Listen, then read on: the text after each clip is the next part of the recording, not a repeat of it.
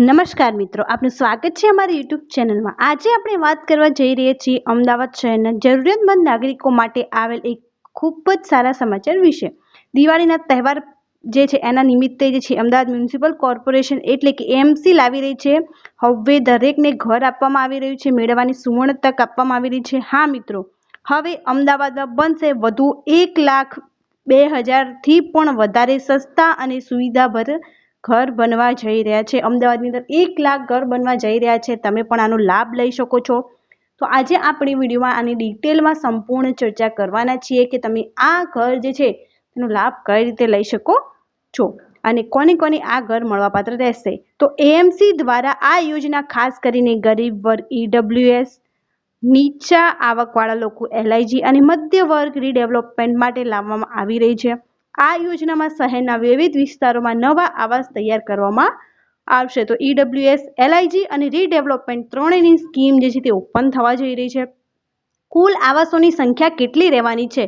તો કુલ આવાસોની સંખ્યા રહેવાની છે 1,02,244, જેની અંદર શ્રેણી મુજબ જે છે એલઆઈજી આવાસ ક્યાં હશે, ગરીબ આવાસ યોજના ક્યાં હશે અને રીડેવલપમેન્ટ હાઉસિંગ ક્યાં હશે, અને આપણે ડિટેલમાં અહીંયા માહિતી લઈએ તો જરૂરિયાતમંદ નાગરિકોને દિવાળીની ભેટ જે છે મ્યુનિસિપાલિટી દ્વારા આપી દેવામાં આવી છે।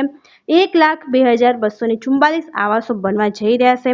કયા વિસ્તારોમાં એલઆઈજી આવાસ બનશે? તો ચાંદખેડાની અંદર બનવાના છે, સરદારનગરની અંદર બનવાના છે, સાબરમતીની અંદર બનવાના છે અને ઈસનપુરની અંદર બનવાના છે। તો હવે ચાંદખેડાની અંદર 420, સરદારનગરની અંદર 230, સાબરમતીની અંદર 270 અને ઈસનપુરની અંદર 313 આવાસો બનવા જઈ રહ્યા છે। ત્યારબાદ કયા વિસ્તારમાં ગરીબ આવાસ બનશે? તો સાબરમતીની અંદર આ ગરીબ આવાસ બનવાનું છે 480, વસ્ત્રાલની અંદર સૌથી વધારે 1,000 આવાસ બનવા જઈ રહ્યા છે। ત્યારબાદ સાબરમતીની અંદર 205, લાંપાની અંદર 320, સરદારનગરની અંદર 200 અને ગોતાની અંદર 110 આવાસ જે છે તે બનવા જઈ રહ્યા છે। બહુ મોટી સંખ્યામાં આવાસોની સંખ્યા તમે જોઈ શકો છો।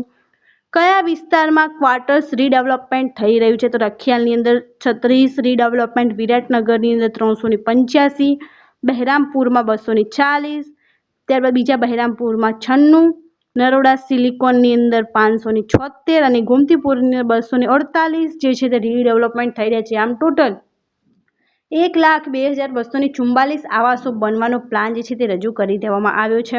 હવે પ્રશ્ન એ છે કે આ યોજનાથી કોણ ઘર માટે અરજી કરી શકે છે? તો ઘર વિહોણા લોકો, નીચી આવકવાળા પરિવાર, શહેરી ઝૂંપડપટ્ટીમાં રહેતા પરિવારો અને ભાડેથી રહેતા મધ્યમ વર્ગ એટલે કે આવકવાળા લોકો, આટલા લોકો અંદર અપ્લાય કરી શકે। તો ચોક્કસપણે જે છે તે અપ્લાય કરવાનું શરૂ કરી દો। એએમસી દ્વારા સમયમાં આ યોજનાનું ઓનલાઈન નોંધણી માટેનું પોર્ટલ ચાલુ કરવામાં આવશે। હવે ટૂંક જ સમયમાં જે છે તે પોર્ટલ પણ ચાલુ કરી દેવામાં આવશે।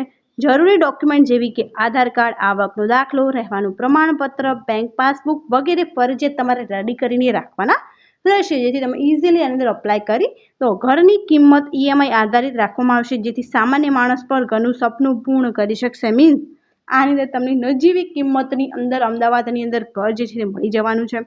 તો જ્યારે પણ એક્ઝેક્ટ ડિટેલ આવશે કે કઈ જગ્યાએ કેટલામાં મળી રહ્યા છે તો આપણે એની પણ ડિટેલ જે છે તે લાવવાના છીએ, પરંતુ અત્યારે ખાલી જાણ કરવામાં આવી રહી છે કે આટલા ઘર જે છે તે બનવા જઈ રહ્યા છે। જો તમે પણ ઘર લેવા ઈચ્છતા હોય તો આ યોજના તમારી માટે મોટી તક બની શકે છે।